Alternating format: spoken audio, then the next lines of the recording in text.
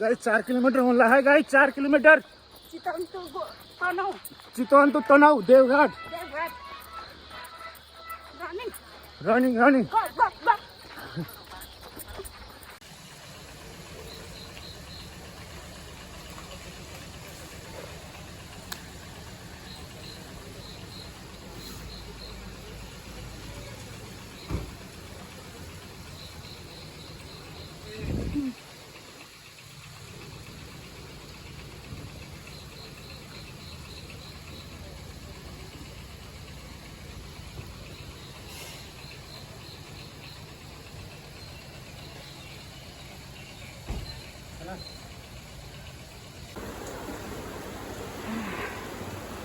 साथीहरू नमस्कार। म यहाँ आज देवघाट आएको मर्निङ वाक रनिङ गरेर यहाँ पुलसम्म आइपुग्यो। अब बिस्तारै एक्सर्साइज गरियो। बिस्तारै एक्सर्साइज गरेर अब यहाँ बुवा नमस्कार। कता हिँड्नुभयो बुवा? म बजार जाने। ए घर यहीँ देवघाटै हजुरको?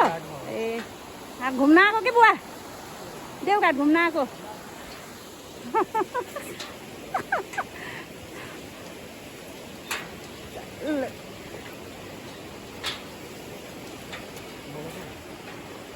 पर्दैन हिँड्नु ल हेर्नु साथीहरू, यो ठ्याक्क देवघाट चितवन र तनहुँ जोड्ने पुल हो। यहाँ तल यता तल पर देख्नुपर्छ नि त्यो बादलहरू उठेको त्यो ठ्याक्क उकाले आएर यहाँबाट त्रिशुली गएको त्यहाँ सङ्गम छ। तल यता चितवनको एरिया देवघाट धामै भयो। देवघाट क्षेत्र नि यता तनहुँको यस्तो छ साथी। अहिले बिहान बिहान चितवन र तनहुँको सिनारियो ल हेर्नुहोस्। यता माथिबाट त्रिशुली आउँदैछ अनि यता हाम्रो दाइहरू हुनुहुन्छ र यता सिमुरा जङ्गल पर्छ सिमुरा। अनि यता भाइहरू आफ्नो कामको सिलसिलामा हिँड्दै हुनुहुन्छ, बिजी छ एकदम यो बाटो। यस्तै हो साथीहरू, बिहानको यसमा सबै आफ्नो काममा हिँड्नु पर्ने हुन्छ र त्यसैले सबै आफ्नो काममा बिजी भएको। नमस्कार। कता हिँड्नुभयो? ए बोल्दै बोल्नु भएन किन होला? मैले बोलाएको मान्छे त बोल्दै बोल्दैन हौ। यता हेर्नुहोस् यस्तो कति रमाइलो। पुरै इन्डिया तिरवटासम्म छिमेकी राष्ट्र इन्डियाबाट पनि यहाँ मतलब बोलबम शिवरात्रिको मेला लाग्छ। त्यस कारणले गर्दाखेरि धार्मिक स्थल, राम्रो धार्मिक स्थल हो यो देवघाट धाम।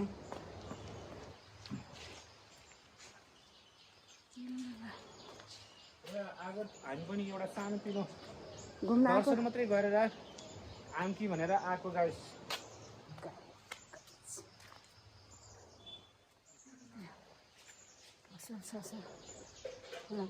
सायद जानु भएर होला त्यति कसैको चहलपहल पनि देखियो होइन। अब एकछिनपछि चाहिँ विशेष यहाँ शिवरात्रि माघे सङ्क्रान्तिमा एकादशी हरेक चाडपर्वको आफ्नो आफ्नो विशेषता हुन्छ, आफ्नो आफ्नै मौलिक हुन्छ। त्यसैले यहाँ हरेक चाडपर्वमा आफ्नो विशेषता अनुसारको मेला महोत्सव जात्रा लागेको हुन्छ। र आज त हामी यहाँ खासै केही छैन, त्यही भएर सुनसान देखिरहेछ। बाँदरहरू पनि बाँदरको चाहिँ असाध्यै बिगबिगी छ। कता घर घरै देखिरहेको बाँदर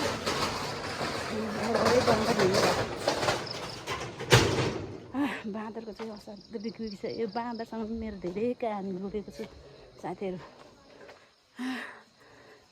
पहिला भन्नाले आर्मी पहिला एकचोटि आर्मी क्याम्पमा बस्दाखेरि आर्मी क्वार्टरमा कि बुढोलाई धन्दै बाँदरले नपक्रेर अनि पुरा बेल्ट सेल खोल्नु भएछ अनि हिर्काउँदा भएछ अनि गुहार हिरा मलाई बाँदरले खाना लायो भनेर यस्तो हँसाउनु भयो क्या आम्मामा त्यही त हाँस्दा हाँस्दा म त के गर्नु र हाँस्नु कि रुनी भइरह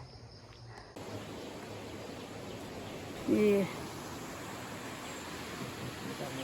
गङ्गाजीको आमा हजुर बोल्नुहुन्छ बोल्नु न के कस्तो छ यहाँ देवघाट बसे आनन्द छ आमा आनन्द छ बा अनि घरमा को हुनुहुन्छ नि हजुरको घरमा छोरा बुहारी नाति नातिना अनि रमाइलो छ नाति नातिना अब सबै ठाउँमा होला अमेरिका कता कता छ अमेरिका होला अस्ट्रेलिया होला होइन अनि आमाहरू चाहिँ यहाँ आनन्द लिएर बस्ने त्यही त आउनु आमा आउनु अनि देवघाट एकदम रमाइलो छ नि आमा खास देवघाटको विशेषता हजुरलाई केही थाहा छ अलिक मजाले छोटो भनिदिनु न आमा देवघाटको राम्रो छ नि बा हजुर नामै देवघाट हजुर राम्रो हो नि बा हामी पछि आउने पनि यहीँ अगेर पनि यहीँ बाबु एकदम राम्रो भयो हो त नि एकदम मन छुने भनाइ आमा त्यो भन्ने कुरो यहाँ मलाई पनि यसो हेर्दाखेरि के लाग्छ भन्दा भन्नाले कति वृद्ध आमा बाबाहरू होइन आफ्नो एउटा जीवन चक्रको एउटा उसलाई पर्खिराखेको जस्तो लाग्छ कोही अनि जीवन बुढाबुढी भएर नि यहीँ बस्न आउने फेरि अब भनेपछि एउटा जन्मपछि मृत्यु त अन्त एकदम निश्चित छ नि होइन आमा निश्चित छ भाइ अनि त्यसलाई अन्त गर्ने पनि यही हो कि एउटा यति पवित्र धाम छ होइन आमा मलाई नि एकदम रमाइलो यस्तो पछि लास्टको घर यही हो भाइ हजुर हजुर त्यही त अरू केही भनिदिनु न आमा अरू अब सबै राम्रो छ बा तिमीलाई नि राम्रो हजुर होस् हजुर हजुरको आशीर्वाद लागोस् आमा एकदम एकदम आमा मनले आँखे ताकेको पुस बा हजुर यति कुरो अहिलेको जमाना आमा भनेर बोलो धन्यवाद छ भाइ आमा म त मेरो आमा जति पनि बाटमा भेट्छु नि हजुर जस्तो मेरो आमाको उमेरको हुनुहुन्छ मलाई एकदम मनैदेखि एकदम मेरो आमाकै सम्मान दिन्छु मैले आमा त्यही त मैले धन्यवाद दिएँ नि नानी किनभने अहिलेको जमाना यस्ता युवाहरूले बुढाबुढीलाई मुन्छे गर्दैनन् बा हेर्नुहोस् अहिले तिमीले जे भने आमा भनेर आमा नारायण भन्यो बाबुले आमा नारायण भन्नुभयो हो हामी त जे होस् सबैको आमा रहेछौँ नि भन्ने कुरो एकदम आमा भन्ने शब्द त यति पवित्र शब्द आमा कतै पाउँदैन आमा मलाई यति मिठो पाउँदैन पनि योभन्दा मिठो शब्द कहानी भेट्दैन क्या आमा होइन हस् आमा हस् नमस्कार आमा कहिले पनि आमा आमालाई कहिले नभुल्नु एकदम एकदम आमा म हजुरसँग आमा भनेर बोलिरहेको त मेरो आमाको याद आएको छ आमा मलाई ल साथीहरू यो अहिले हामी ठ्याक्कै कहाँ छौँ भन्दा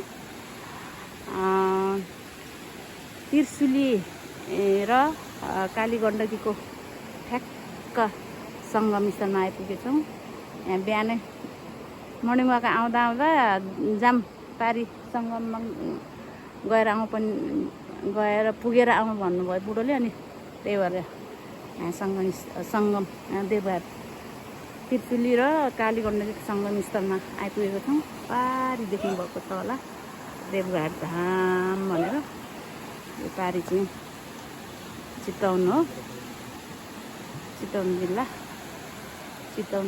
नि ठ्याक्क यो तनहुँ जिल्ला पर्छ यता फेरि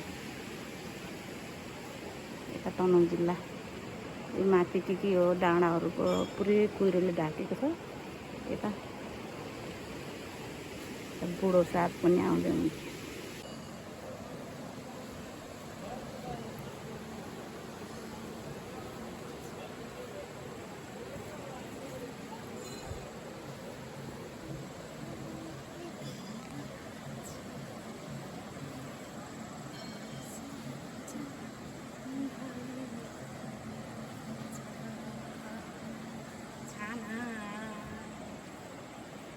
यो बाटो चाहिँ साथीहरू यता सीता गुफा गइन्छ कि माथि सब माथि पार्कहरू के पार्क छ त्यो पार्कको नाम त मलाई आएन सबै यहाँ सीता भाँसिएको गुफा छ यहाँ अलिक पर आज चाहिँ यो समय ढिला भइसक्यो अब घर गएर पूजासुजा पनि गर्नुपर्ने हुन्छ र अरू धेरै मेरो कामहरू छ आज। अब तिज पनि लगाइसक्यो, घर गएर भन्नाले तिजको तिज गीत प्रतियोगिता हुँदैछ, त्यसको लागि नै हल्का तयारी गर्नु छ र साथीहरूसँग सरसल्लाह गर्ने, कसरी जाँदा ठिक हुन्छ, कसरी गर्दा राम्रो हुन्छ, त्यो सरसल्लाह गर्ने बाँकी हुन्छ। त्यसैले आज म सीतापुता भन्ने हो भने यो देवघाट धाम, देवघाट यो धार्मिक स्थल घुम्नलाई थोरै भनेको 5 दिन मात्र, 1 हप्ता चाहिन्छ। यो पुरा हरेक मन्दिरहरू घुम्ने एउटा मनसाय लिएर आउने, घुम्ने पुरा अवलोकन गर्ने भने ठ्याक्कै 1 हप्ता नै लाग्छ क्या साथीहरू। त्यस कारणले हामी त सर्टकटमा हामी मर्निङमा आउँदाखेरि घुम्ने गरेको सानो सानो भिडियोहरू।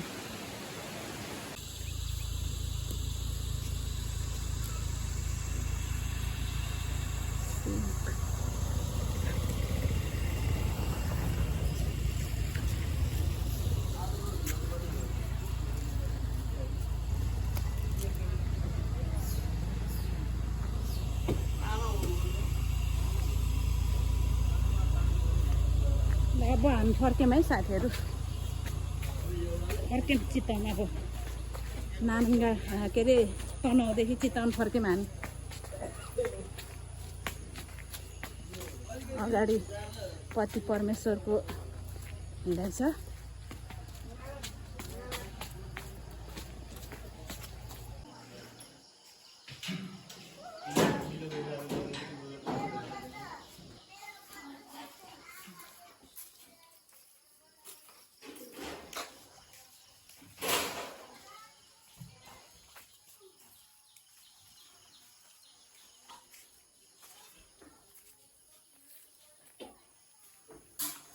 ल हिँड्नु ढिला भइसक्यो क्या आज त साथीहरू।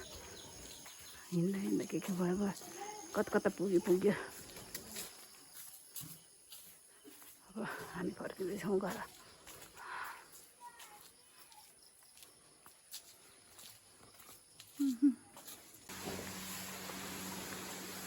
फेरि हामी चितवनबाट आएर यहाँ तनहुँको धारामा पानी पिउँदैछौँ। वाउ आमा, धारा, ढुङ्गे धारा। आमा जुत्ता खोल्दै जानु पर्ने रहेछ नि त। ल पानी पिउनु, बुढोले पानी पिउने अरे। ल पिउनु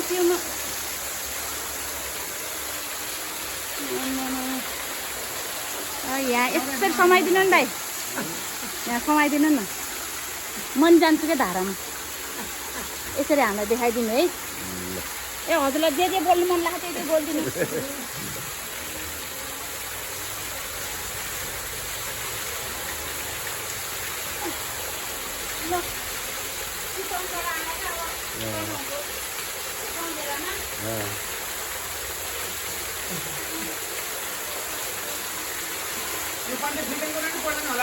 हजुर पिउने पानी, शुद्ध पानी।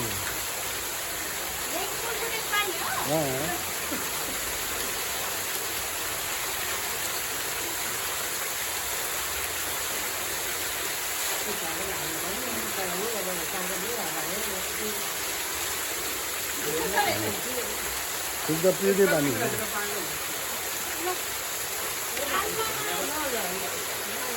चितवनबाट आएर तनहुँमा चिसो पानी खाइयो दाइ, धन्यवाद।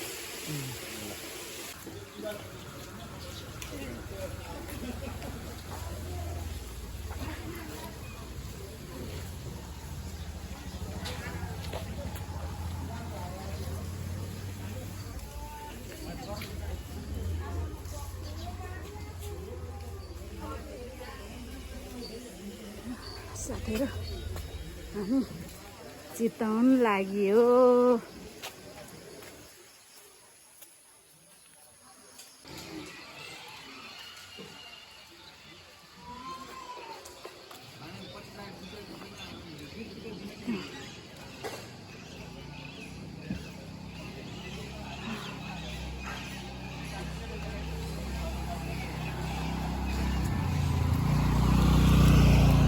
मेरो साथी छ क्या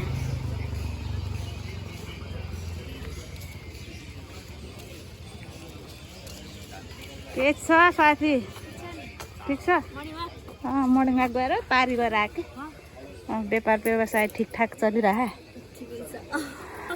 अनि छोरीहरू कि छोराहरू बाहिर भएको ठिकठाकै होला नि अरू खाना खान भइजाने कि घरै हो बाबु कति पढ्यो र ए ल गयो है त ल